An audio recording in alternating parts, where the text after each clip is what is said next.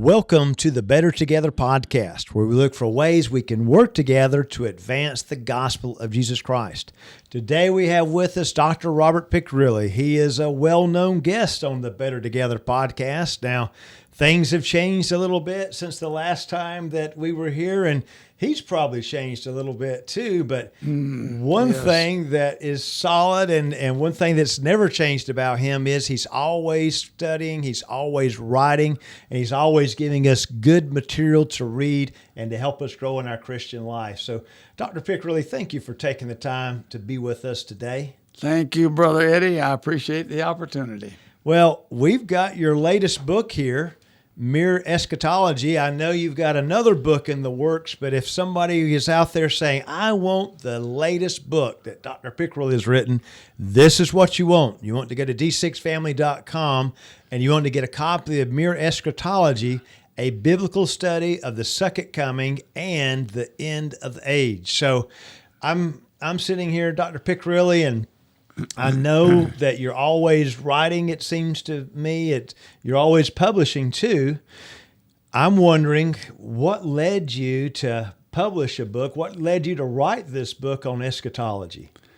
Well, after all, eschatology is about the end of things, right? Yes. And I'm getting near the end of things in my life, so I figured it was time that I gave some attention to the subject of eschatology. People are always asking, well, what's your view of eschatology? Are you a premillennialist or an amillennialist or whatever? And I've just sort of always pushed it to the side. But here lately in my life, I got to thinking maybe that's not really the thing to do. And it might not be right that I've done that. So I decided here in my old age to give some attention to the subject. What I wanted to do was to not stir up controversy so much as arouse people's interest in the second coming of the Lord. Yes. One of the things I've felt was that we aren't giving enough attention and interest to the subject of Jesus' return. When you read the New Testament, one of the things you find or you feel is that the early church gave a great deal of attention to the second coming. They were looking for Jesus to come back. Mm-hmm. And after all, that was 2,000 years ago. Yes. If they were looking for Jesus to come back, how much more should we be looking for him to return? One of the things I find interesting, at the end of the first chapter of 1 Thessalonians, which was Paul's first letter, as far as we know, the earliest one that he wrote, he's commending the Thessalonians for their devotion to the Lord. And he, just in a few brief words in chapter 1, verses 9 and 10, he reviews the way they were converted. And he says something like this: you turned to God from idols to serve the living and true God and to wait for his Son from heaven. In other words, he made that a part of what happened when they got saved. Yes. And I just felt like we aren't giving enough attention to the second coming of the Lord. And so that's one of the main things that I had in mind as I wrote this. The book is in more than one part. It's two parts mainly. But the first part is simply devoted to the fact that Jesus is coming and what that means. And what I would hope would be that people would get excited. Now I know that's hard. Yeah. Here we are 2,000 years from the time he left, and the Bible has been telling us he's coming back, and life gets complicated, and it takes up all of our time and our attention, and we just don't give any emphasis to it. We don't think about it much. We don't get up in the morning thinking, well, maybe Jesus will come today. Mm-hmm. And I suppose you could be extreme on things like that, but it seems to me like at least somehow or other we need more of that attitude of expectancy. And, of course, we need to be sure we're ready for it. Mm-hmm. We need to be looking for Jesus. And that's basically why I decided to write the book. And that's one of my main goals in writing it, in hoping that somehow or other people will become more conscious and more looking forward to the coming of Jesus. Well, I'm glad you did it. And usually when we think about eschatology or end of times and we think about books, this book is, I think, a lot different than most of the books that we think of when we think of end of times. There's no charts in this book like we see so often. So honestly, your book is very different, isn't it? Well, yeah, it is. One of the things I wanted to do was at least emphasize the things that all Christians would agree on about the second coming and the future. Now, you can't deal with eschatology without touching on some things that not everybody is going to agree with you on. There are, after all, different viewpoints about what the end of the age looks like and whether there's going to be a millennium or not, and things of that sort. And, of course, I have not neglected those things as they have arisen in the biblical study. But what I decided to do was start out by reading through the New Testament and making a list of every place in the New Testament where anything about the future, the last days, the end of the age, the second coming, anything like that is mentioned, and let that guide me. I wanted it to be a study of the Bible as such, what the Bible has to say about the second coming and the end of the age, and see where that led.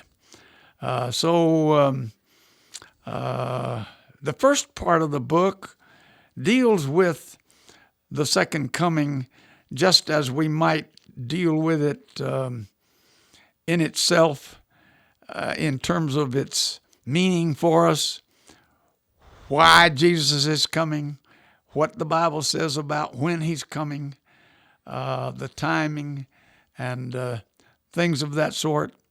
And it simply emphasizes the second coming of Christ. Then the second part of the book takes us through the New Testament, dealing with what the Gospels and the book of Acts have to say about the future. Mm-hmm. And then another section, what the epistles in the New Testament have to say, Paul's epistles and the epistles that we call the general epistles, what they have to say about the second coming, what they may add to the picture. Mm-hmm. And then the final part, almost final part, is what the book of Revelation has to say. You can't really deal with eschatology and leave the book of Revelation out, although it's a very puzzling and difficult kind of book to interpret. And I can't say that any of us have the final word on the book of Revelation, for that matter, but you have to at least include it. And so it's really a book that's based on the study of the Bible. There is a chapter after the book of Revelation on briefly giving an additional Old Testament perspective, primarily based on the book of Jeremiah, but primarily it's a New Testament eschatology, what the New Testament teaches us about it.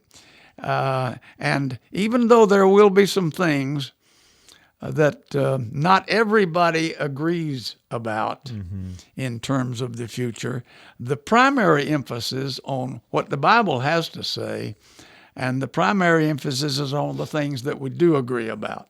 That's great. So people do tend to argue a lot and all the rest of it, but there's so much in common, really, just looking at the pure biblical text, and that's really what you're highlighting. You're explaining it all pretty well. Well, I hope so. I think the thing is we have to understand that Jesus is coming. Mm-hmm. There are some things that obviously are going to be connected with that. And the New Testament has a great deal to say about some of those things. We all agree that he's coming back and that it could be soon. We all agree that one of the things that's going to happen when he comes back, whether it's all at once or immediately or what kind of timing it may have, there's going to be judgment involved. But we also agree that there's going to be great rejoicing and glory for those who know him and are prepared to meet him. One of the things we need to do is study the biblical texts that talk about things that may happen before Jesus returns, and that whet our interest in his coming. And one of the things that the New Testament, Jesus himself emphasizes is being ready and being prepared so that we are not caught unawares and unprepared for that day. So that's, again, that's the sort of thing that I had in mind to emphasize. So it sounds like it was a very personal book. It's something that you've never had written a lot about, at least, and you wanted to do it personally. How do you see it being used? How do you see other people being able to take it, like so many people have used your books all through the years? What ways might they use this book? Well, before I say that, let me pick up on what you said about it being personal. Mm-hmm. It was personal. Mm-hmm. It represents my own personal attempt to reach some decisions about the second coming and the end of the age, because I've just put it off throughout most of my adult life and my ministry. One of the reasons people put it off is because there are disagreements, and they don't like disagreements, and they don't want to be arguing about things. And so I decided I need to decide some things for myself about the second coming and the end of the age. And in the process, I did make some decisions that I have never made before about my view on eschatology. And so, anyway, as far as the use of the book is concerned, I think it can be used, obviously, personally by anybody to read and make a study of the subject of eschatology. One of the things that I would say about it is this. A person who studies this book may not agree with everything, but he will at least know where the issues are and what kind of particular passage of Scripture he has to make decisions about to determine his own personal view in that regard. So it should be very useful for that. I also think it would be very, very useful in group study, a Bible study. Maybe a pastor on Wednesday nights in his Bible study going through this, not only having his own personal copy, but making copies available to the people who are there for the Bible study and urging them to read some of it. So I think it would be very useful for group Bible studies in that regard. So you mentioned we get asked about these things a lot. Yeah. And pastors are getting asked about it a lot, and even it could even be a way of going on offense a little bit. Even as Christians, sometimes we're asked by people that may or may not be Christians. So by reading the book and studying it, we are aware of all these key passages about being ready and all the rest of it. Right, absolutely. I do hope that people will not let the disagreements about the subject of eschatology keep them from giving it some attention. And I think in the first place, as I've already said, and I know I'm repeating myself to some degree, everybody needs to be excited about the second coming of Jesus, regardless of what other kinds of details there are about things that may happen before or after or whatever in connection with that. So I do think that needs to be front and center, shall we say, in people's thinking.